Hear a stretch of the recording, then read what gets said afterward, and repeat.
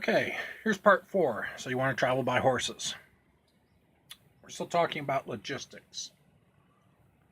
Let's talk about an interesting logistic. What you're going to feed your animals.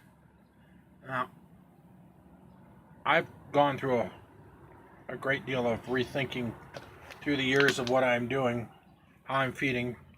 After 12 years, I'm back to where I started. Alfalfa. That's what I feed my guys when they're working. Alfalfa. It keeps weight on them. Their guts work really well. Handle it well. It's not a concentrate. It's a forage that gives them enough energy. I ideally like first cutting alfalfa, not second or third. In the winter, I'll feed second or third. No big deal.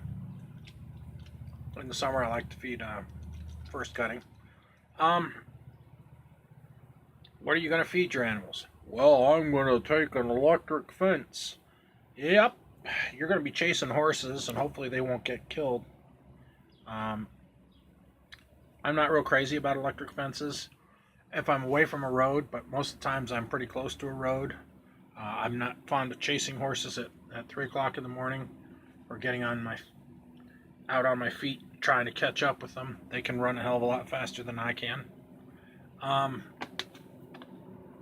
Think about it. Well, I'm going to feed them hay. Well, the problem with hay is you can't get enough energy in them, depending upon how much you travel, to keep the weight on them. That's a constant battle that I fight, or used to fight, until I went into feeding nothing but alfalfa. And I don't feed them any grain. And their weight stays up even when we're doing 100-mile weeks.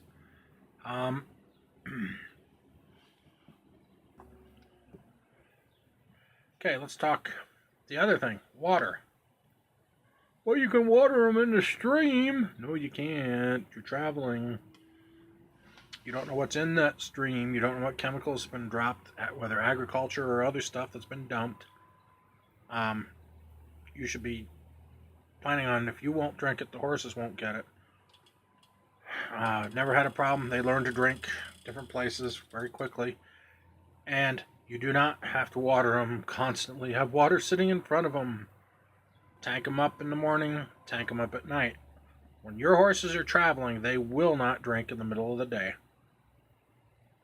At least none of the teams that I've run and other people who have done mileage with them have found that they just won't drink in the middle of the day.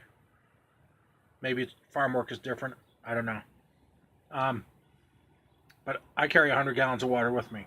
That way I can camp wherever I have to camp, fill up the next day. They will go through most of that 100 gallons of water when you're watering alfalfa. There's a lot of weight involved there. You know, about 850 pounds for 100 gallons of water. A little bit more with the. It's kind of a nuisance. That's why I run 3 horses, so I can carry enough feed and water and not have to worry about it. Excuse the cleaning of the teeth. I'm sitting here just thinking about it. Feeding. Let's talk about the logistics of green grass. Now, you get some places where, yeah, the grass is great. Here's the problem I've always had. The grass will not give them enough protein. If it's like Wyoming, Montana, Colorado, it's 6 to 9% protein. That's not enough protein. You're going to need more. So now you're starting to supplement or think about supplements, whether it's alfalfa pellets and beet pulp or something else. And then you're now messing with diet, which is going to change from week to week to week because you're not going to be able to get the same grass and the same materials every step of the way. It's going to change regularly. So, alfalfa. We'll go to the next one here.